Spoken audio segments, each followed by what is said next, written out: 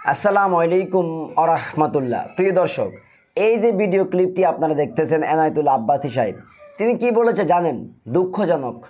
এই ভিডিওটি আপনি দেখার পর আপনার নিজেরই কষ্ট হবে, দুঃখ হবে। আসলে এনায়েতুল আব্বাসী ঠিক এই মুহূর্তে একটা মাজার পূজারীকে সাপোর্ট দেওয়া কি ঠিক হয়েছে?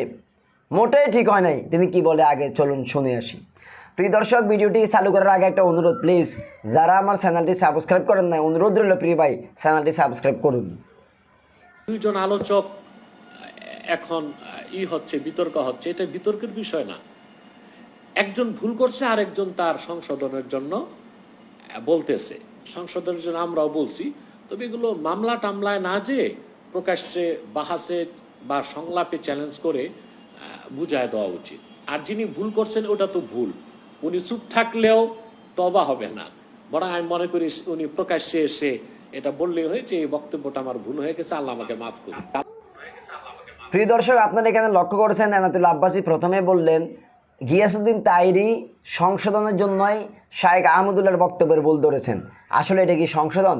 আপনারা দেখেছেন ইতিমধ্যে প্রত্যেকটা স্টেজে মাঠে ময়দানে গিয়াসউদ্দিন তাহেরী যেভাবে শায়েখ আহমদুল্লাহর চরম বিরোধিতা, তাকে তুচ্ছ তাচ্ছিল্য, তাকে উল্টা পাল্টা বলে আসছে, তাকে চরমভাবে অপমানিত করে যাচ্ছে, এটা কি ভুল সংশোধন করার জন্য ধরেছেন?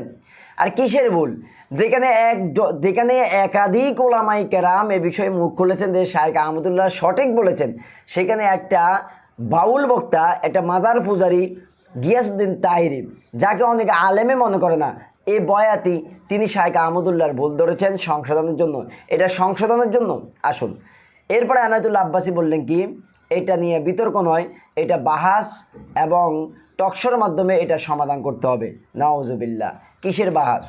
গিয়াসউদ্দিন তাহেরীর সাথে বাহাস করবে শায়েখ আহমদুল্লাহ?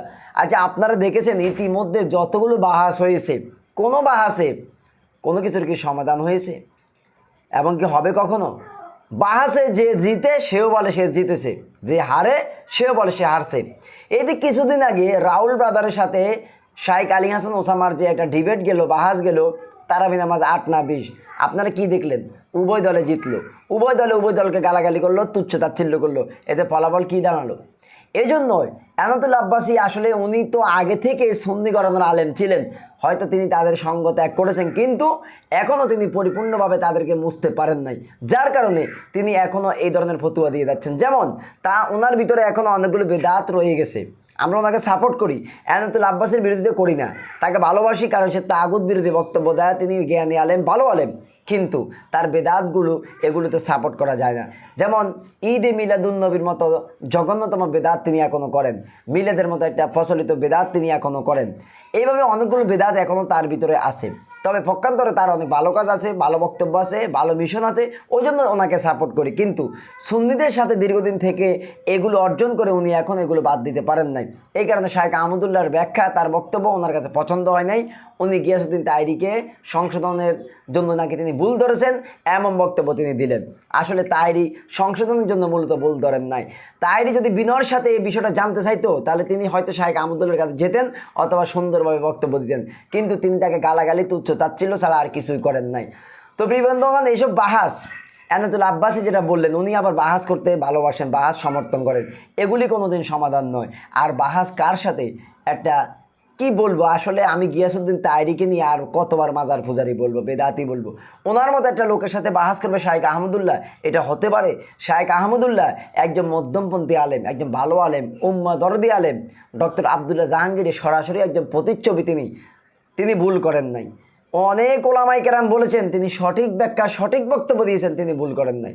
যাক, পরিশেষে বলবো এনায়েতুল আব্বাসী সাহেব এই কঠিন মুহূর্তে এমন একটা বক্তব্য দিয়ে মাজার পূজারীদের পক্ষ নিয়ে তিনি আসলে ভুল করেছেন। মূলত তাদেরকে আরও শক্তি অর্জন করে তাদেরকে আরও উস্কানি দান করেছেন। মানে তিনি তাদেরকে উস্কানি দেন না, কিন্তু এই বক্তব্য পেয়ে তারা নিজেরা আরও নিজেদেরকে হাইলাইট করে মনে করবে যে আব্বাসী তো আমাদের পক্ষে বক্তব্য দিচ্ছে, তিনি তো সঠিক বলেছেন, তার মানে আমাদের শক্তি বেড়ে গেল, এটা মনে করে তারা শায়েখ আহমদুল্লাহর বিরোধিতা করতে আরও বেশি সক্ষম হবে।